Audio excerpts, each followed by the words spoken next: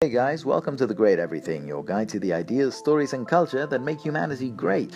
I'm Patrick, a former banking lawyer who saw the light and quit to dedicate my life to culture and philosophy, but also to hoping that you don't get tired of hearing this every single day. I want to talk about an artistic detective story, because today in 1479 is the traditional birthday of the Florentine noblewoman Lisa del Giocondo. And if you're asking yourself who, that's because you probably know her by another name. Mona Lisa. That's right, Lisa del Giocondo was the model for the most famous and most visited piece of art in the world, Leonardo's enigmatic Mona Lisa, currently hanging in Paris's Louvre Museum. But did you know there might be another Mona Lisa, painted earlier than the one at the Louvre, and that this one might be the actual original, painted in the presence of Lisa del Giocondo herself? This earlier version is known as the Isleworth Mona Lisa and was bought in Italy as an original Leonardo in the late 1700s by an Englishman doing the Grand Tour. You know, that staple of educated young gentlemen who would take a multi-year tour of Italy on a quest to discover the roots of Western civilization. Something I recommend to all of you, by the way. Now, if you look at the two Mona Lisas, the Louvre version and the so-called Isleworth, side by side, the similarities are striking.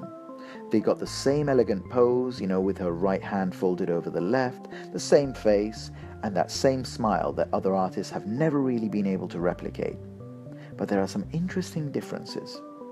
First of all, the Isleworth Mona Lisa seems a lot younger than the Louvre version, which could indicate that this is indeed the earlier version, and maybe Leonardo painted this version face-to-face with Lisa del Giocondo, and the Louvre version was painted at a much later date. But more interestingly, the setting is different.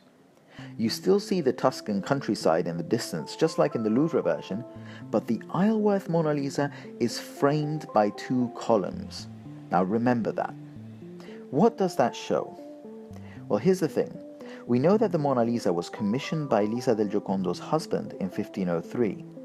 That same year, the historian Agostino Vespucci writes about watching Leonardo paint the Mona Lisa, but leaving it unfinished. And 50 years later, legendary art historian Giorgio Vasari also mentions the Mona Lisa as an unfinished work. Because, Leonardo, that's the thing with him, he had a ton of great ideas, but he rarely finished anything. Yet, the Louvre Mona Lisa is clearly a finished work.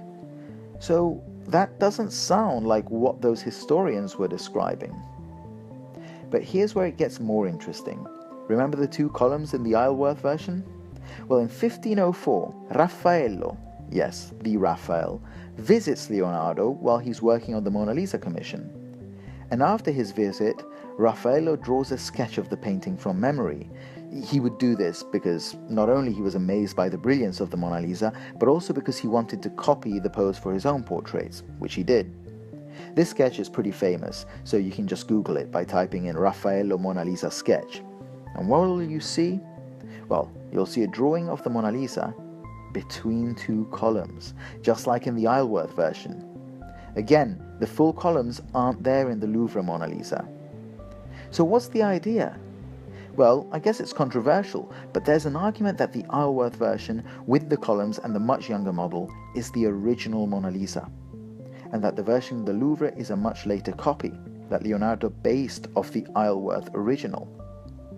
Either way, this is an artistic mystery that may never be solved. Detectives have been working on it for a century now. But I find it fun to think about how little we know about the backgrounds to some of our most famous and beloved works of art. There's such a rich history surrounding these masterpieces, and we only know a teeny fragment of them. And that's something I find a bit intimidating, but also inspiring, that there's so much out there that we don't know, and that therefore is still open to discovery.